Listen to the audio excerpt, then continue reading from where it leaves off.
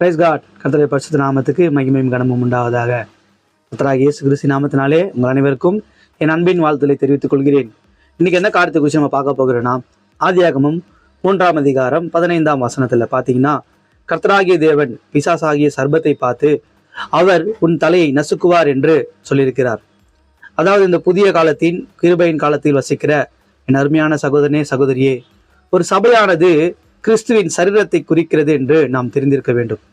ஒவ்வொரு சபையும் ஒரு சரீரம். அந்த சரீரத்துக்கு கிறிஸ்துவாகிய தேவனே தலையாயிருக்கிறார். அதாவது இயேசு கிறிஸ்து அந்த சபைகளுக்கு தலையாயிருக்கிறார். கர்த்தராகிய தேவன் பிசாசை நசுக்க சரீரம் மிகவும் முக்கியம். அதுபோல சபை மிக முக்கியம். இந்த சபையில் இருக்கிற ஒவ்வொரு அவயங்களும் ஒவ்வொரு ஆத்துமாக்கள். இன்னைக்கு இருக்கிற நீங்களும் நானும் ஒவ்வொரு சபையிலும் ஒவ்வொரு அங்கமாக கர்த்தர் நியமித்திருக்கிறார்.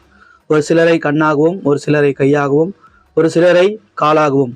எப்படி ஒரு சரீரம் அவயங்கள் கரெக்டா இருந்தா அது ஒரு முழு சரீரமா இருக்கிறதோ, ஒவ்வொரு சபையும் ஒரு பரிசுத்தமா, ஒவ்வொரு அவயங்களும் பரிசுத்தமா இருக்கும்போது அந்த சபை முதிர்ச்சி அடையும். அது நிமித்தமாய் கர்த்தர் பிசாசின் தலையை நசுக்க அந்த சபையை எடுத்து பயன்படுத்துகிறார்.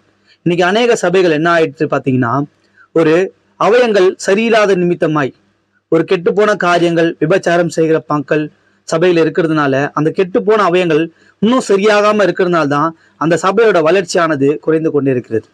ஒரு சபையில இருக்கிற ஒவ்வொரு மக்களும் நீங்க அந்த தேவனுடைய அவயங்களா இருக்கிறீங்கன்னு சொல்லி நம்ம உணரும் போதுதான் நம்ம அவயங்கள் பரிசுத்தமாகும் போது, நம்ம பரிசுத்தமாகும் போது கர்த்தர் நம்மளை எடுத்து பிசாசோட தலையை நசுக்க பயன்படுத்துவார்.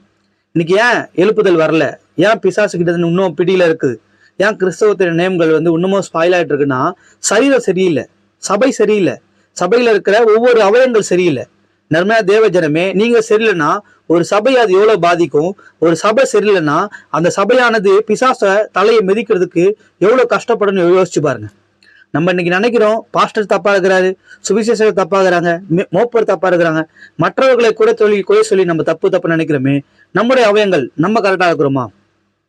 இன்னைக்கு நம்ம கரெக்டா இருந்தா போதும். நம்ம அவயங்களை கர்த்தர் ஒன் பை ஒன்னா உங்களை பார்த்து மற்ற ஆத்துமாக்களை கர்த்தர் திருத்துவார். கர்த்தராகிய தேவன் பிசாசின் தலையை நசுக்கிறதுக்கு நம்முடைய வாழ்க்கை பரிசுத்தமா இருக்கணும்.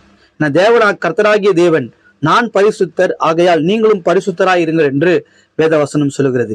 இன்னைக்கு ஒவ்வொரு சபையோட அங்கங்களும் பரிசுத்தமா இருந்தீங்கன்னா கர்த்தர் உங்களை கொண்டு பிசாசின் கிரியைகளை தலையை நசுக்குவார்.